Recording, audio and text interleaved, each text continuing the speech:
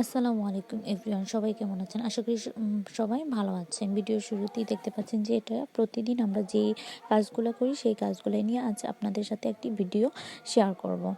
তো যেভাবে সেই কাজ দেখতেই পাচ্ছেন যে কি অগোছালো হয়ে পড়ে আছে সব কিছু।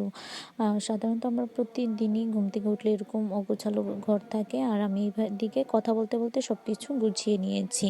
তো দেখতেই পাচ্ছেন যে প্রত্যেকটা রুম কীভাবে পরিপাটি করে গুছিয়েছি। আর আসলে ছোট বাচ্চা কাচ্চা থাকলে রুম তেমন গুছিয়েও রাখা যায় না, ও গুছিয়ে রাখলেও তারা অগোছালো করে ফেলে, খেলাধুলা করে। তো কি করব, বাচ্চা কাচ্চা সব বাইকে বের করে দিয়ে আমি এদিকে সব কিছু নিজের মতো করে যতটুকু পারছি ততটুকু গুছিয়ে নিয়েছি। আর এইদিকে আমার আম্মুকে বললাম যে আম্মু, অনেকদিন হয়েছে মাটির চুলা খাই নাই, তোমার হাতের রান্না তাহলে তুমি যাই হোক, যে তরকারি হোক, তুমি মাটির চুলায় রান্না করো। তো আম্মু বলতেছে যে আচ্ছা ঠিক আছে, আমি যাই ওইদিকে সব কিছু গুছিয়ে নিয়ে, আর তুই এদিকে সব কিছু ক্লিন করে ফেল। তো আমি কিছু আচ্ছা ঠিক আছে। তো দেখতে পাচ্ছেন সব কিছু ক্লিন করে ফেলেছি। এদিকে আমার বোনের ছোট মেয়েটা ঘুমিয়েছে, আর এদিকে আমি সব কিছু করছি। তারপরে আম্মুকে বললাম যে আম্মু, তুমি আমার মেয়েটাকে রাখো আর আমি এদিকে করি। তো এইদিকে দেখতে পাচ্ছেন যে সব কিছু পরিপাটি যতটুকু পারছি আমি ততটুকুই করছি। তারপর পরিপাটি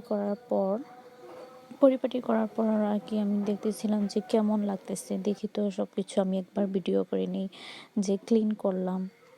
আসলে আমাদের মেয়েদের নিত্য নতুন প্রতিদিনই এই কাজগুলো করা লাগে। যে আমরা ভাবি যে একদিন কাজ সব কিছু গুছিয়ে নিলে 2-3 দিন থাকবে, কিন্তু না, প্রতিদিনের কাজগুলো প্রতিদিনই করতে হয় নিজের মতো করে। তো আর কি, যেভাবে সেই কাজ করা। আর এদিকে আমি দেখলাম যে ছাদে চলে গেলাম, টুক করে দেখি আম্মু কী করতেছে। দেখি আম্মু চুলার মধ্যে ভাত চড়াইয়া দিছে, ভাত রান্না করতেছে। আর এদিকে আমি বলতেছি যে আম্মু, তুমি কী রান্না করবে দেখি। তো দেখি যে ফুলকপি দিয়ে, আলু দিয়ে আর মাছ রান্না করবে। আচ্ছা আমাকে, আচ্ছা ঠিক আছে, সমস্যা নেই, এগুলো হচ্ছে আমাদের শীতকালীন শাকসবজি। আর এদিকে দেখতেই পাচ্ছেন যে আমার মেয়ে টুপ টুপ করে খেলতেছে। তো আমি ওকে আর না করি নাই, আমি বলি খেলো খেলো খেলো, অনেক মজা করে খেলো। আর তুমি যতটুকু পারো গা ভরিয়ে নাও, ভরাও, আমি এগুলো পরবর্তীতে ক্লিন করে দেবো। তারপরে আর কি ওরা খেলতেছে।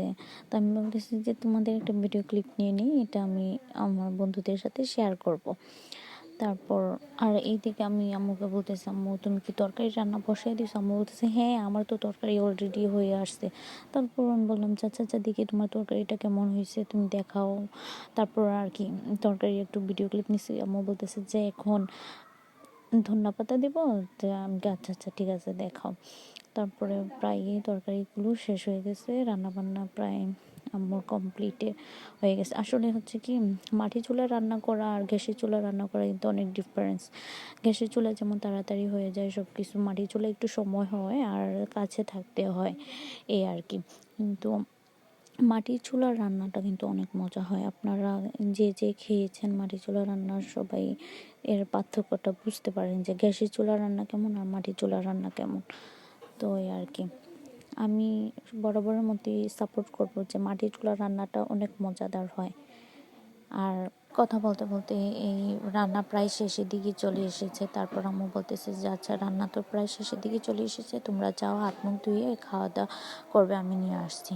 আর এদিকে আম্মু নিয়ে এসেছে, আর আমরা হাত মুখ ধুয়ে পরিপাটি হয়ে তারপর খেতে বসলাম। আর খাওয়া দাওয়া শেষ করি, তারপর চলে গেলাম একটু বাইরে ঘুরতে। তা দেখতেই পাবেন যে বাইরে ঘুরতে গেলাম, আর এদিকে ঘুরতে ঘুরতে প্রায় সন্ধ্যাই হয়ে গেল। আর এইদিকে দেখতে পাচ্ছেন যে কুয়াশাও প্রায় অনেক অনেক শীত পড়েও গেছে। আসলে গ্রামগঞ্জে অনেক বেশি শীত পড়ে, কি আর বলবো, আপনারা যারা গ্রামে থাকেন তারা বুঝতেই পারবেন যে শীত কেমন লাগে। আর এদিকে আমার বোন ভাই দুষ্টুমি করতেছে। আচ্ছা বাই এভরিওয়ান, আল্লাহ হাফেজ। সবাই লাইক কমেন্ট শেয়ার দিয়ে বেশি বেশি করে পাশে থাকবেন, আর সবাই বেশি বেশি করে সবার জন্য দোয়া করবেন।